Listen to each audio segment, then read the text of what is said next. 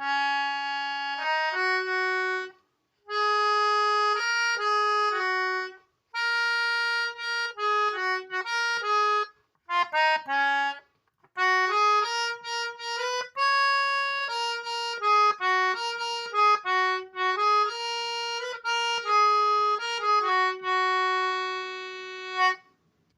is Damon Fordham, adjunct professor of history at the Citadel, and I'd like to tell you about a little known hero in American history by the name of the Reverend Francis Cardozo.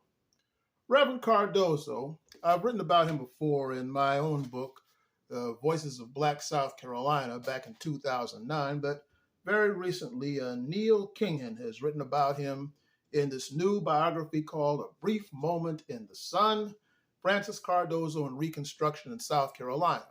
And here's how the story goes.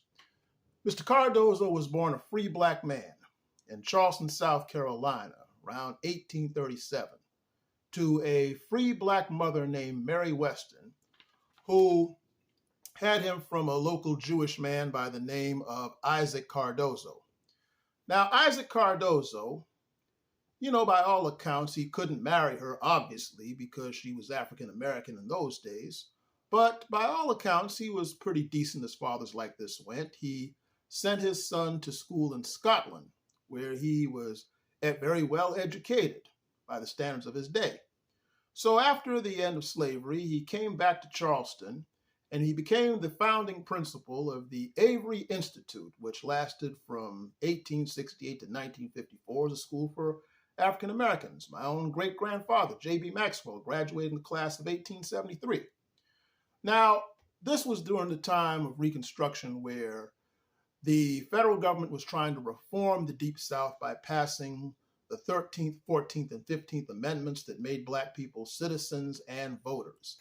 And because of that, Francis Cardozo became the first Black Secretary of State in American history, the state of South Carolina.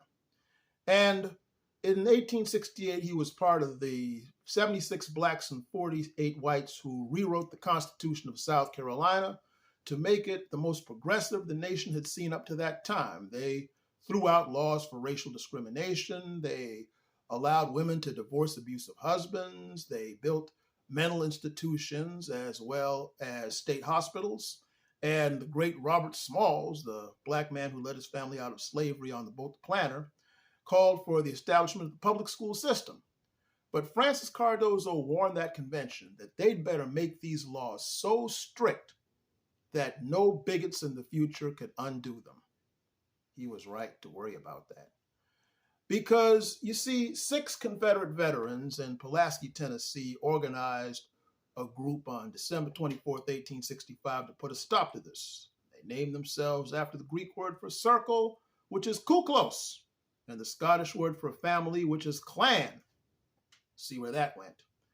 And the South went through this nightmare of bloodshed and riot and shootouts between blacks and whites and such. And the federal government got tired of it, and they ended Reconstruction in 1877. And as a result of that, even though history shows that Mr. Cardozo was an honest man, the spiteful people who took over Reconstruction and ended it put him in jail for a short period of time. But of course, he was later released and turned out he was not guilty at all. But because of all of that, he went to Washington, D.C., where he became the president of the M Street High School there. And he died in 1903. And he did relatively well compared to some of his comrades in Reconstruction. He did well as an educator. And in fact, they named the school in Washington, D.C. Cardozo High School in his honor. That's where Marvin Gaye graduated, as a matter of fact. And he had a granddaughter named Eslanda who would marry the legendary singer and human rights activist Paul Robeson. So, even though in spite of all of these great things, unfortunately, he was largely ignored by history because groups like the Daughters of the Confederacy would censor things like this out of the school books used in classrooms and replace it with pro-Confederate pseudo-history. And as many of you watching this know, there are those out there today who are still trying to censor this type of things out of the classroom. But as long as Mr. Kinghan and people like that keep writing books like this, and as well as people like myself, do videos like these to expose American people to things like this so that they can inspire young Americans to do better as well as to avoid the mistakes of the past and build on the successes of people like that, I'm going to keep making videos like this and speaking about it so the young people will know. This is Damon Fordham.